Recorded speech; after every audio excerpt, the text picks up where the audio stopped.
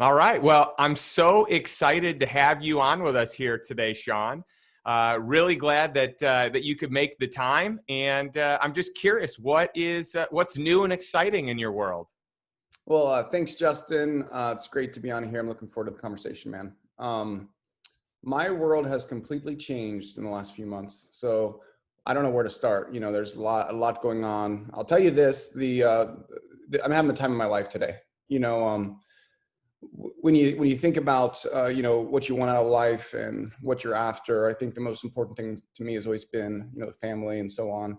But right now, my kids are young. It's 7, 5, 3, and we've got almost a 1-year old. But in terms of life and happiness, today you're looking at Shawn Sparks, honestly the happiest I've ever been. So it's pretty exciting for me. That's so great to hear. And, I'm excited to have you on today. And it's interesting because we had talked about having you on earlier. You were originally going to be my official second guest that I interviewed, but third podcast episode. And we had to arrange some things. And I know it's been crazy kind of, starting a new business. But I also think the framework from where that kind of spawned from is really neat because you and I, we go, back. So we've got some mutual friends, and what's cool is we connected because of, one of those relationships, and we got really close really fast and spent, some great time at Blackberry Farm this summer. And, our wives got to know each other and we got to do life together, and it was so fun. And just from that point in time in July to where we are today, it's been, a whole new place for you. And I'd love to get into, there's a handful of things I want to get into. I want to talk about lifestyle and investing. But before we do that, you have spent the better part of your career, over a decade, helping to build a company that is now, a juggernaut in their space. And I know that you were, the top person. And you have since moved on to really begin your own thing, and not because you have to, but because you want to. And I'd love to hear what that process has been like. Yeah, well, honestly, the process is hard. It's not easy to make change. And I will tell you that, it's about 14 years with one company. Then I had a couple years stint prior where I was with another group, and these guys brought me over. And I'll tell you that transition from, my younger self to working with this other company, it was a huge blessing for me. I'll tell you the 14 years that I was with them, for the most part, it was excitement. It was fun. Everybody's learned so much together, and I couldn't be more proud of that company and what we built together. But as you look at your life, I'll tell you, Justin, you've had a lot of influence on me because I've seen the blend and the balance you've had between business and family. And I just knew like there's, as I look through, I'm 38 years old. What do I want over the next decade? What do I want over the next 20 years? And if you ask yourself that question, you got to be careful because you may not like the answer. And I've always believed that, I think the best definition of wisdom is knowing how your short-term actions impact your long-term future. And if you think about it, if I think of things based on short-term, the best decision is always to stay. The best decision is to make no change.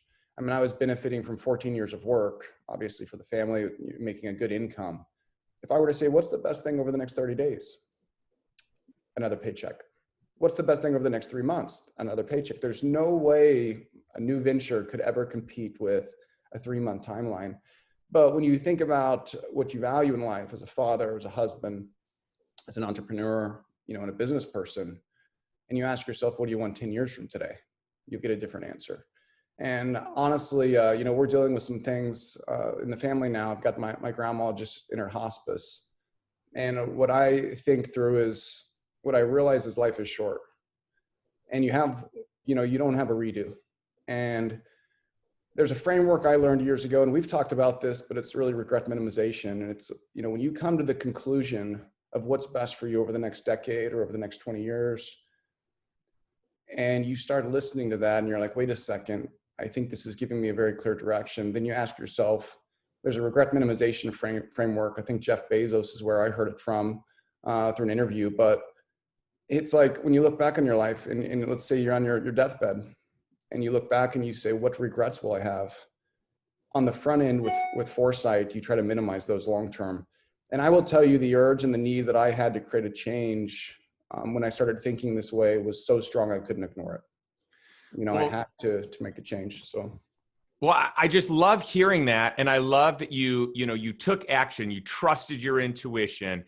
And I think that's powerful. You talk to people in your network to figure out what makes the most sense. I want to honor you for such a big move. Most people, first of all, most people don't even make the move that you first made, to help build, a new company. Secondly, most people don't leave that position when they're the highest income earning person in that opportunity. And so I want to honor you for making the choice to do that, because it went beyond money. If it were just about the money, you would have kept doing it. But as you and I know, and we've talked about many, many times, it goes way beyond money. It goes into the freedom of time and the freedom, just autonomy, having the ability to spend your time the way you want with your family for the amount of time with your family that you have dedicated. And then the thrill of doing something new and different and starting your own business. I just think it's incredible. And to the listeners, I think it's really important that you did such a great job while you were working and while you were working for someone else, helping to build their organization, that financially you didn't have to keep working. You invested very well. You have been very diligent. You've been very aggressive with the percentage of your income that you invest, which I think is fantastic. And it set you up to be able to make a no-brainer decision because it didn't have to do with the money. I'd love to hear about that. Yeah, that's a good point. And well, watching people like you and the freedom you have in your life, is a big influence. So I have to thank you for that. And we've had lots of conversations. When it comes to the money piece, number one is I don't know if I was the highest paid person there. So all I know is I was successful and I was blessed. And I think I could probably take some credit for that. But honestly, I was in an environment that allowed me to thrive. And at the same time, I've always believed just if you're a student, the teacher will appear. That's a quote. So it's like I've always believed in being a student and learning. And I've learned from every conversation I have. I try to learn something from it. And it just makes me better and stronger over time.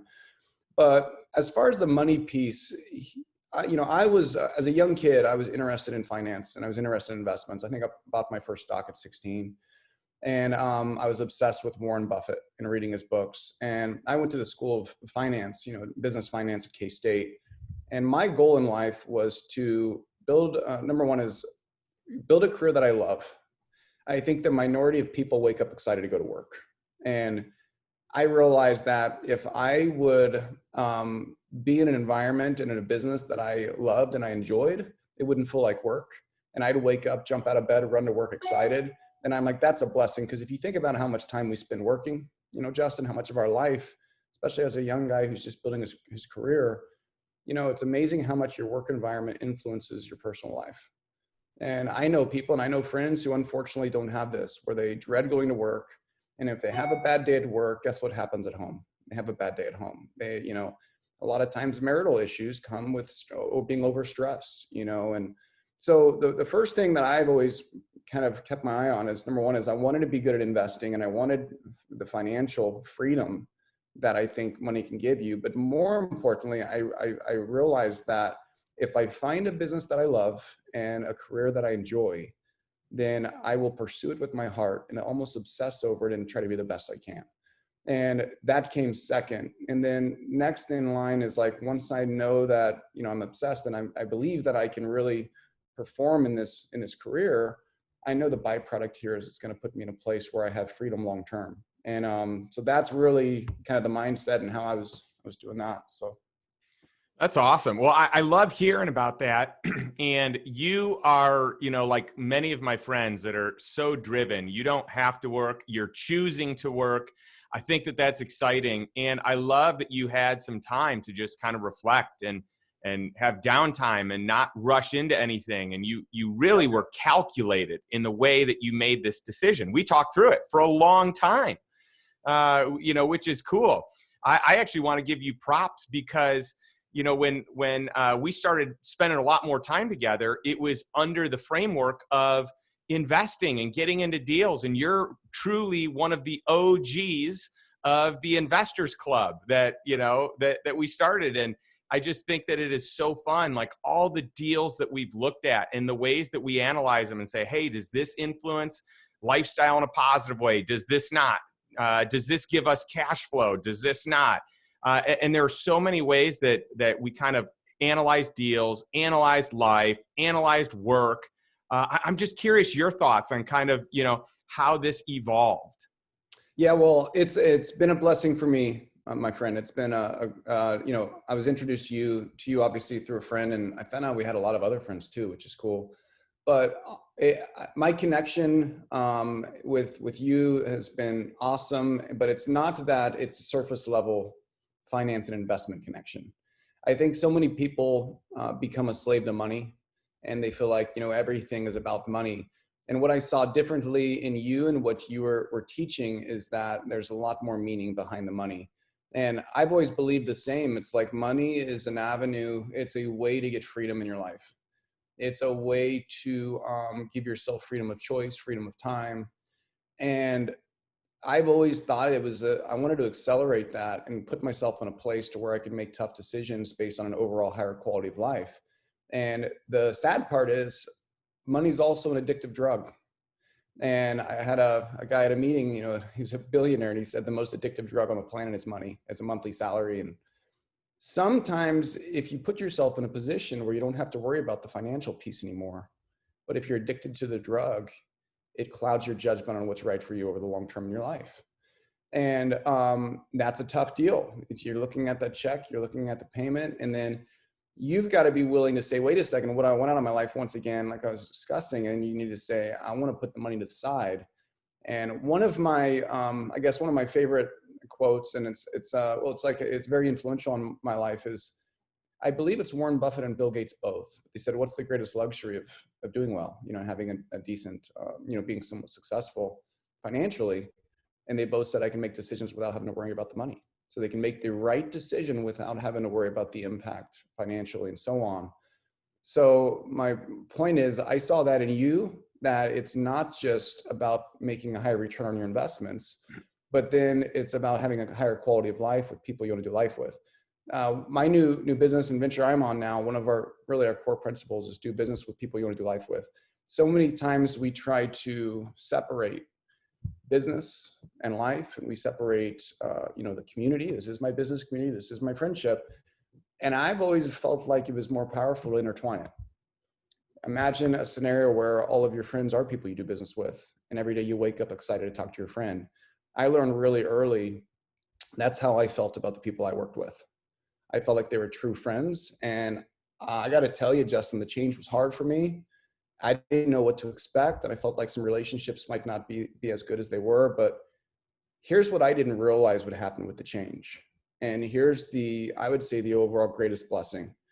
The hardest part to change is that aspect of relationships and how that affects them. As soon as I made the transition, these people, whether it's former clients, former friends that are employees, peers with me, I've been overwhelmed with the support and the encouragement. And what I realized was those friendships last.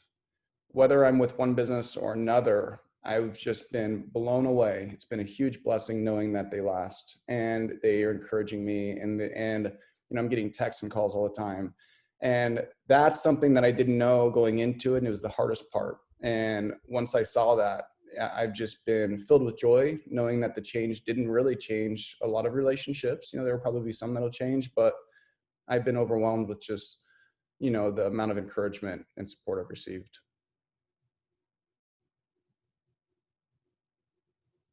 That's so exciting to hear. And it's such a testament to who you are, the way that you run business, the way that you pour into relationships. I mean, it's very evident that, the first time that my wife met you, she's like, he is just the nicest guy. And in fact, she paid you a compliment that I think is really nice, because she said, there is no one else I have ever met anywhere in the world that reminds me as much of you, Justin, as Shawn. And she goes, even to the extent of humor, you have the same humor. You laugh at the same things. It's hysterical. And so, I feel like that's why I feel so close to you, and we were able to develop such a great relationship so quickly. but I can, attest to the fact that you are great with people. You build great relationships that are, foundationally strong because they're based on real meaning, not surface level conversation. And I think that that is one of your greatest strengths for sure. And I know that it shows up in business for you. I know that it shows up just in your personal life. And that's why you've had so many people pouring in, not only to thank you for the impact that you've had, but to follow you and join you in the new journey, even if it's just for emotional support or to say, you can do it, I believe in you. And in some cases, it's a lot more. And they want to shout you and your business from the rooftops. I just think that it is a true testament to you, your character. And then also it's what you said at the beginning of the last statement, which is you view money as a tool. And so do I. It's such a powerful tool, but it's not the gauge to measure success on. It is simply one component of what wealth is in general, which actually leads me to my next question, because we've had many philosophical debates on this, but I'm curious to hear how do you define wealth? What is wealth to you? Wealth to me is, I would say that it's really, it's not monetary. It's just having the freedom to make the decisions you want to make. Do the things you want to do with the people you want to do them. True wealth is being able to do that without having to make every move based on a financial scorecard or finance. And I'll tell you, it's a blessing to be in that boat, to where you can make decisions based on things you want to do and what you love to do with people you want to do, not because somebody tells you have to do it. Which leads to a lot of why, wanting to build my own company is I want to have that freedom, and I want to make decisions based on how I feel, it's right, and so on. And so I would say it's really a freedom, and really it's a matter of freedom for me.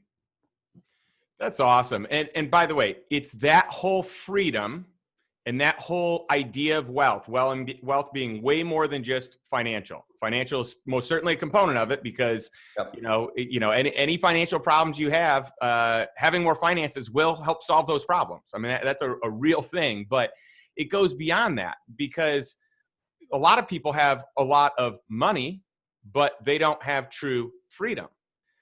They are a slave to the business that they've built, or they're a slave to the job that pays them. They have the golden handcuffs, or maybe it's not even golden handcuffs. They're just tied to the security of needing, a safe job, even though we know that someone could get laid off tomorrow, like we just saw, in the last 6 to 8 months with COVID.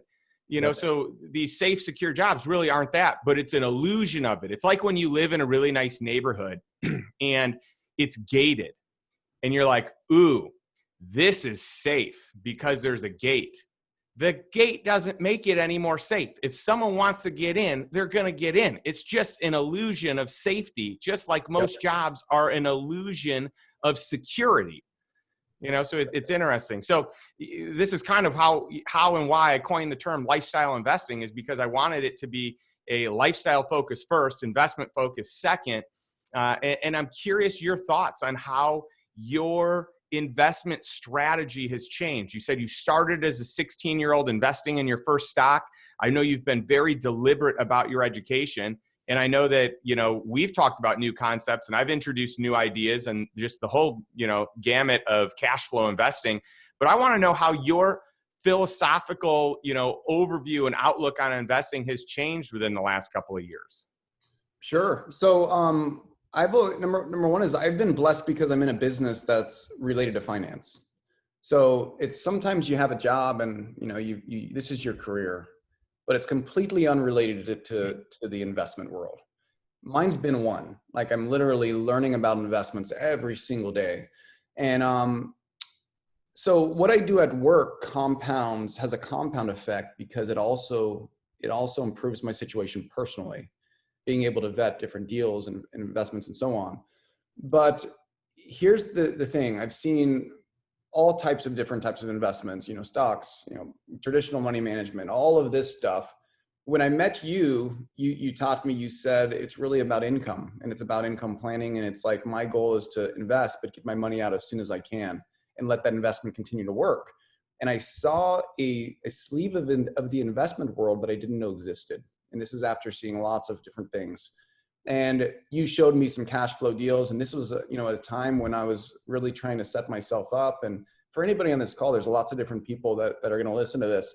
But you got to get the hard part over first. You got to put yourself in a position where you keep your eye on the ball and you focus on putting yourself up, set yourself up so that in the future, you'll have more and more freedom. And one other thing is, people have freedom. We mentioned like their goal is to get freedom. Most people won't even take it. I was, for the longest time, was not going to take the freedom I was given. Like, Shawn, you have the ability to do this. Go with your heart, do what you feel like's right. But again, that addictive drug kind of clouds our judgment, and it takes a while to come to the conclusion. But with that being said, as an investor overall, number one is I like to get access to things that are off market, that people don't know exist. My challenge, and this is a huge benefit to working with you, is I don't have the time to vet everything. I mean, I've got a pretty busy schedule.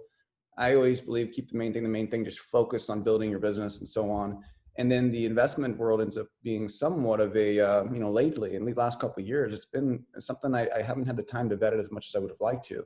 So what was cool when I met you is you had the access to the deals I didn't really see and didn't know existed. And then you already vetted them for me. And that doesn't mean I'm not going to vet them myself, but if we get 10 deals, you vet them and you give me the 3 best ones, then now my vetting is really going to be a lot easier. And I just need to make sure that, what you vetted, it also is aligned with what my goals are for that, portion of money. But that's been a huge advantage for me, Justin, knowing that you were doing a lot of the heavy lifting, and the way you view things as really an expert is something that I didn't want to be. I knew a lot, but I didn't want to become an expert in each one of these sleeves or these types of investments. So that's been a huge benefit.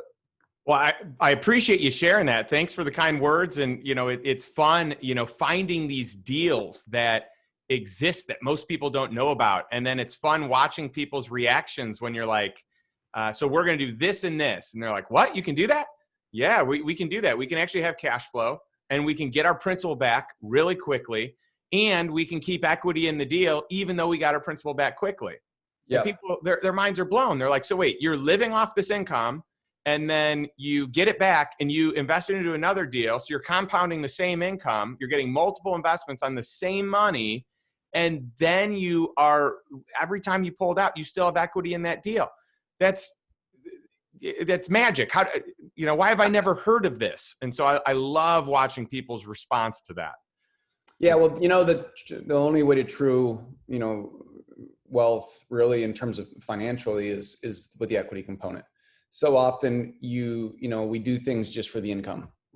And when you realize that there's another game you can play where you can do it for the income and you can add in also equity growth over time, it's that's the idea. That's what you really want to go after and do. And that's why I like it. I mean, most people would take an investment that you'd share and that I'd look at and they'd say the income's all that matters, but it's pairing up the income, but also having long-term, an equity play with it, which was really attractive to me. And it's worked out really well.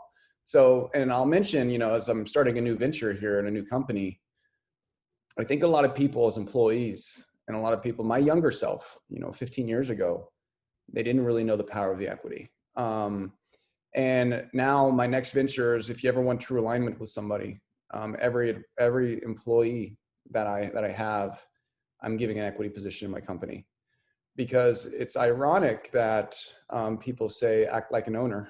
And then the employee says, but I'm not one. And if you want true alignment, it solves a lot of problems when you say act like an owner, because you are. And that's what I've always believed. It's like, wow, imagine giving up a little bit of the value, but at the same time, you're trading it by decreasing the failure rate.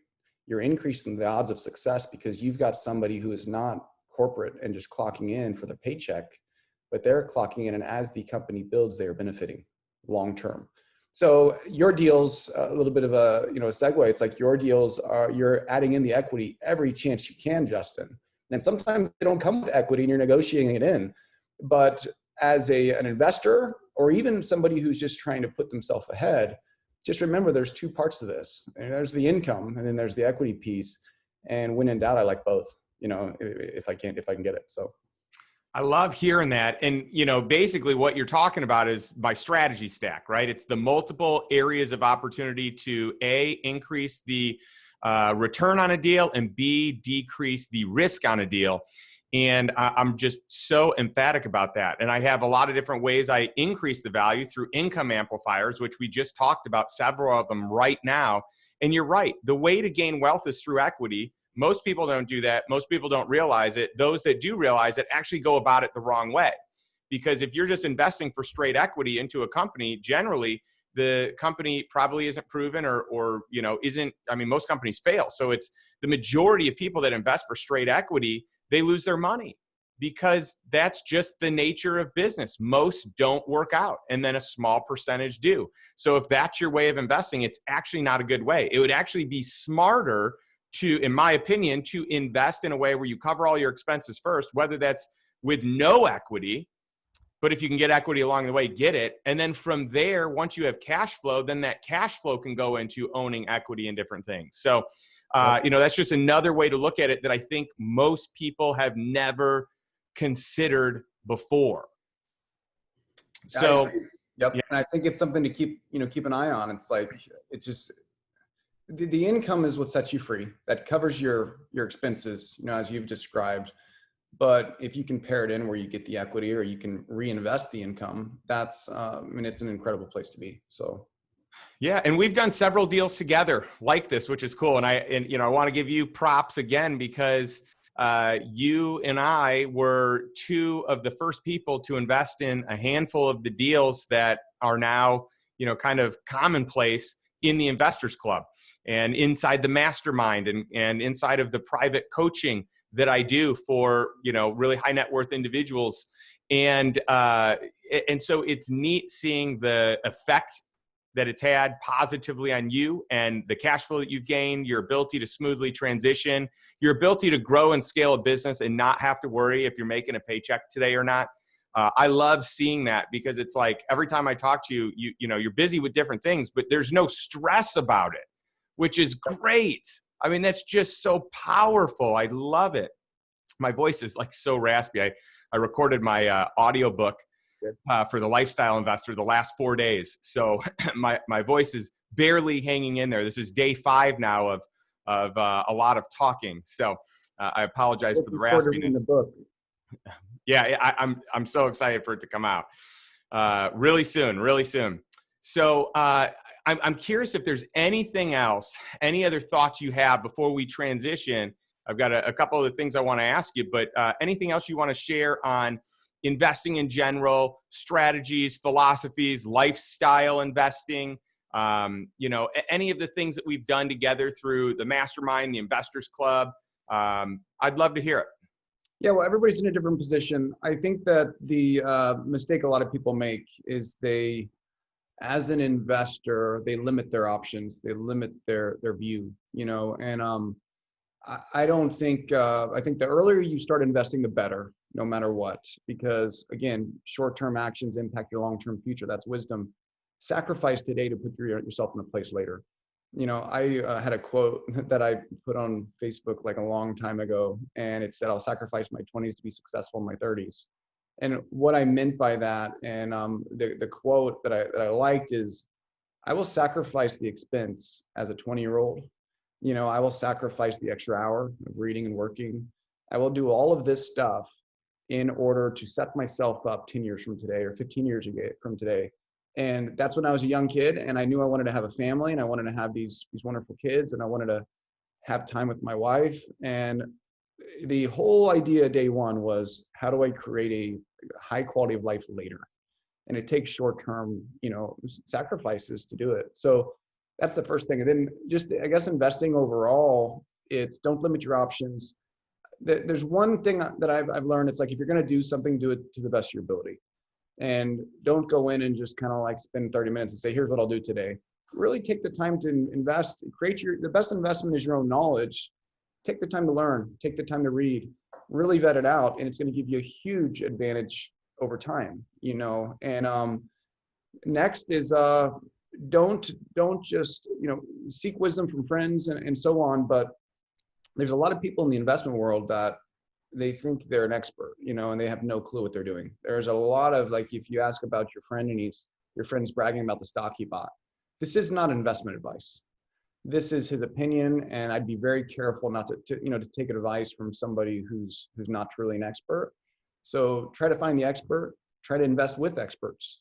Don't, as you have that 1,000-foot view and you look down and you've got, maybe a friend who's done well in the stock and certain stocks and stuff. But just remember, this is just an outlier event. This is just one person who, maybe their gut told them to do something. This is not something that you should follow as advice. You need to find an expert, listen to podcasts like today, with you.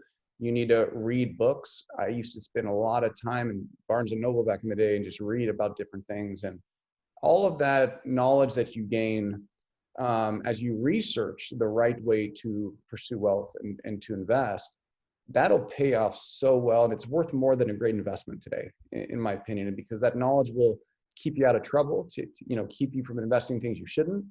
It will, at the same time, it'll give you a leg up and help you just to vet things and so on. And you'll see access to deals that you never knew existed. So that's one of the things I'm excited about, obviously your podcast, but the book, going through that and refreshing a lot of what I've learned over the last couple of years. But I would just say that you're not going to get much in terms of results if you're kind of half-assing it. If you're doing it as a side project, you really have to find experts to work with, such as yourself, and you've got to find people to talk with that are professionals, as opposed to just your little inner circle, which is going to really limit you in a lot of ways. So that's probably the advice I would give. Well, those are some unbelievable nuggets, let me tell you. And I want to just say, I've been impressed with you and how well studied you are and how aggressively you read and consume information to become better at the things that you value most. And one of those is investing. And you read a lot and you apply a lot of what you learn. I think it's great. And so I also love the fact that when I vet deals, there's a handful of people that I trust to also vet them. And I actually want their opinion. I value their opinion because they look at it, A, from a similar lens as me, so they can understand how I'm looking at the deal, but B, from a different lens in a way that I may not be looking at it. And you're one of those people, Shawn. I love sending deals to you because I want to know how you're assessing and analyzing that information. So I think it's great. I really value what you bring. I'll tell you, that's a great trait. And that's something I saw in you so many times, whether it's business or investing or whatever. People get an idea in their head and they're not willing to change. They're not willing to consider alternative views. And I will tell, as just business sense overall, whatever you're doing in life, one of the favorite questions I ask myself, I get really stuck on an idea and I'm like very passionate and I'll say, am I thinking about this the right way? Just the question alone makes me become a student and gather feedback. I think so many people, they don't want feedback. They don't want an alternative view. And I've loved that about you, Justin, because I've seen us turn the course, change directions based on feedback and new intel. And I think that as a, professional, no matter which way you look at it, like whatever you're pursuing, you've got to be humble enough to say, wait a second, I want to gain as much intel and information as I can. And you can't be afraid to make a change based on that. I think it's foolish to gain new intel and not be willing to pull an audible, and to change. So I love that about you. And honestly, the whole group that we've been involved in, I've seen that a lot. And it's not about just gaining feedback. It's gaining it and actually considering it and thinking it through and willing and being able to make a change based on that. So I love that quality about you, buddy. It's not just the one guy this is how it's going to be. It's, here are my thoughts and here's what I've come up with. How do you guys feel? And that's been a huge benefit. And that's helped me in business overall, because I got to be honest with you. Anytime you're making decisions based on yourself, you're limiting yourself big time in terms of knowledge and wisdom. And I think that, I guess one of my favorite qualities is this new ventures going on is I'm a student and I just honestly don't want to be the expert. I want to surround myself with experts, people who I believe can really help me. And I'm not attached to any of you. It's just really being humble enough to say, what's the right thing to do? What's the right way to think about this?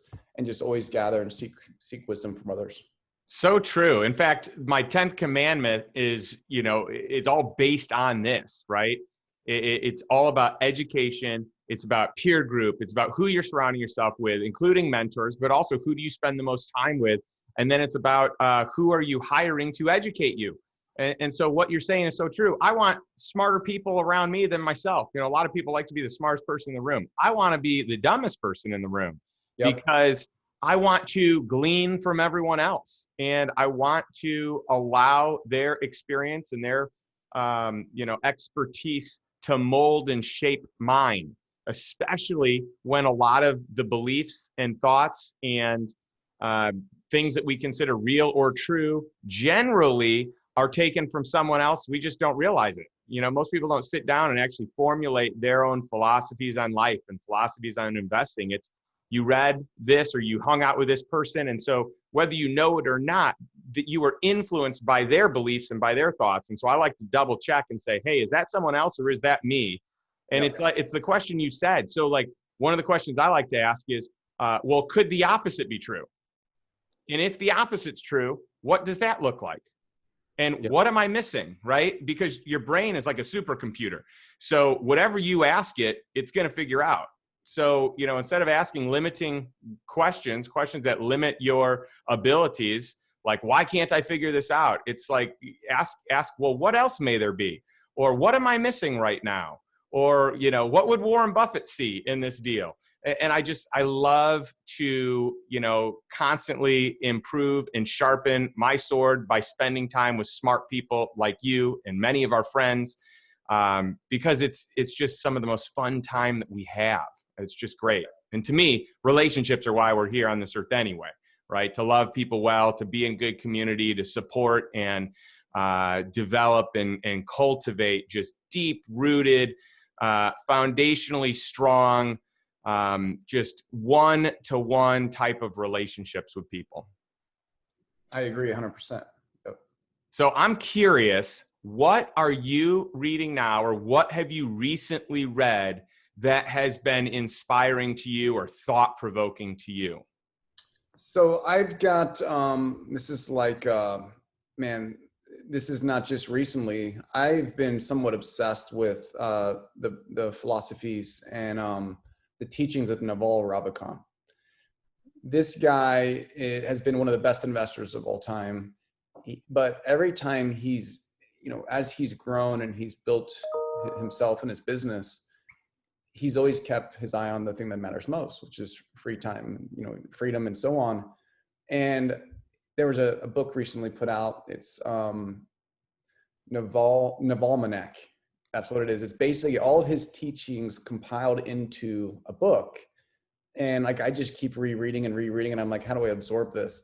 So I would say anybody who wants something to really just blow their mind and improve the way they think on life overall, but how it equates to money, you know, and how those things come together. Navalmanek is what it's called, Naval, almanac. So that's been great. And I know we've talked about him, Justin. I've been fortunate to invest alongside him in some deals with you, but his philosophies, just, I can't get enough of it. So I'm reading and listening to podcasts and so on with him. I could not agree more. I feel like he is just captivating. And it's not the way he talks. It's not like that he has this ability with words. It's that he has spent time. It's like what we just talked about. He actually spent time figuring out what his philosophies in life are. What does he believe about investing? What does he believe about life? What does he believe about work? What does he believe about family? I mean, he just has these solid, grounded principles around everything because he's given himself the space to think. I mean, that's one of his big things is not being in a world, and I subscribe to this as well. Don't be in a world where you're reacting all the time to everything else. That stimulus is creating a reaction, but put yourself in a place where you have time to think proactively for yourself. You turn technology off. You take a chance to just journal and let your mind roam and get clear on what it is that you want out of life and relationships and everything else. I just think his teachings are fantastic. Yeah, if it gives you a little bit of just insight, I mean, he agreed to have the book written about his teachings if it was free. He's like, I want it to be free for all. So like, it was a free download. So I don't know if you can put a link to it or whatever, Justin, but Yeah, that's one that I'm really excited about, and I just keep rereading and rereading, and I've learned so much over the years from him. And he makes you think, second guess yourself. He makes you second guess yourself, and it all falls back to what's the purpose. And that's something that I had to decide. I had to figure out what's my purpose in life, and you had to make the decision too. And it's not what everybody else says. This is a solo mission right here. With me, it's like, what do I want out of my life? What do I want us to be as an example for my kids? And how do I want to lead the family? It's like, I've got to come up with that. And some people, you're going to have a different outcome, but he's challenged a lot of my thinking. And honestly, I don't know that I would have been able to make the change I did had I not been learning from him for, I don't know, probably 5 years, and it's the tough questions that he poses that makes me rethink and say, wait a second, is this really the right path for me? Yeah, there's no doubt. And I love what he stands for. I think he's a great investor. I love investing alongside him because that is not my area of expertise. What, he specializes in is, startups and tech, and, his venture capital fund is, he's had more success in the VC space than most people, right? Yep. He's hit more home runs and invested in some of the biggest companies because he sees the signs and follows the trends and kind of knows what's going to happen. And so I don't like to invest on my own in that space because to me, it's a total gamble, but if I invest in what he's investing in, I feel a lot better about it. I feel like there's at least some, I've mitigated some risk, there's still some risk involved. And the reality is I want people to understand this. Most of those investments in that space don't work out. When you invest in that space, you're looking for one out of, the whole gamut of investments that makes it. And, Naval even says that your best investors in the VC space, they're people that they get one good one in their career and then you're considered good, right? Yeah. Not multiple. He's like, if you have multiple, you're kind of like, a unicorn. But most people who invest don't get any. So it's a total waste of money, right? You've invested in all these companies, they never make it. And you're, early stage seed in tech. And so you got to be really careful in that space. I like it as a portion of your portfolio, but not before cash flow is there. And I do like it once cash flow is there for some of the cash flow to be allocated to, that part of it. Maybe it's, 1 to 3%. I was recently talking with someone, a very successful investor that thinks 5% of your portfolio should be allocated to, emerging tech, in that startup space. Yeah, it's interesting. So it's piggybacking off the experts. That's what we're doing here. The startup community, which is really just a high risk deal. To your point, I think it's a 4% success rate. So like you're going into an investment with a very, very low odds, but if one of those hits, it creates the portfolio and the return for all of them that fail. But it's got to be a small sleeve. I think sometimes as investors, we get really excited about a deal and then it's easy to over allocate. It's putting too much in there. You've got to look at the broad view of your portfolio and making sure like the cash flow stuff's all in place so that if I can afford to take the higher risk deal knowing the portfolio will be fine either way. Being very careful, not getting too excited and making sure the investment fits in the right place and you're careful in how that happens. So, so there's a lot of potential issues you can have and, getting excited about, a business and just getting too excited. Just always pump the brakes a little bit, proceed with caution. That's what I try to do anyway. I like it. Well, Shawn, I have just so thoroughly enjoyed our time here, this conversation, all the value that you have brought to the listeners. I'm curious, where can our listeners find you if they want to reach out and learn more about Shawn Sparks online? You can, obviously any of the social media, you'll find me. I've got a very in progress. I'm just recreating the image of the new company and so on.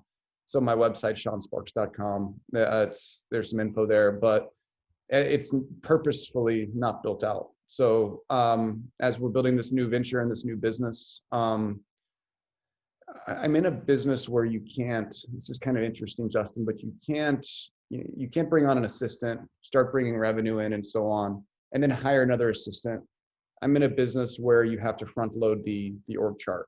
If you can't support the customer, you have no reason, or you have no right to ask for any type of business deal. So what I'm doing is I'm really behind the scenes right now, assembling the team, building the model, building the org chart, so that when we're ready and we can, we will have a value add for the customers that I serve. We'll be set and running. So I'm purposefully not really too visible, but you can find my website, shawnsparks.com, and that's SHAWN. And then of course you can find me on social media. That's awesome. Any final words for our audience? Yeah, I'd just say that I guess if I can sum up the changes that went on in my life, I was fortunate to have dinner with a billionaire about 5 years ago. And he said, and this is a guy that's been very successful, and he said, in life, you can't be afraid to make changes. And I took this from him, and I was like always thinking, where will this apply? But it's one of the things I told myself. It's like, you can't be afraid of change, because sometimes that's the only way. By making a change and changing your environment, it's the only way you're going to learn. And growth is in my DNA. I've always pursued growth. And honestly, the amount I'm learning today as this new venture, it's more than I've learned in 3 years in my past life, just because I put myself in a different environment and around different people and so on. So I would say overall, I would consider that for your own life is like, how do I get uncomfortable? Will that create change? Is it a change that's worthy? And it's not, you don't make change to make a change. You analyze it every which way and identify what's right long-term. But when you come with the answer, I think courage is more rare than genius. And that's a quote. And you've got to be able to have the courage and the confidence to say, I'm doing this for the right reasons. And when it happens, it's amazing. The energy boost, the fulfillment, the joy, that's what I'm experiencing now. And I don't know that I could have manufactured that any other way. So that's maybe the final words of encouragement for your audience. Well, I think that is truly inspiring and such great words. And I just really want to encourage our listeners here, really just take some form of action today towards financial freedom in living the life you truly desire on your terms. Thanks for joining us, and we'll see you next time. Thank you, Justin.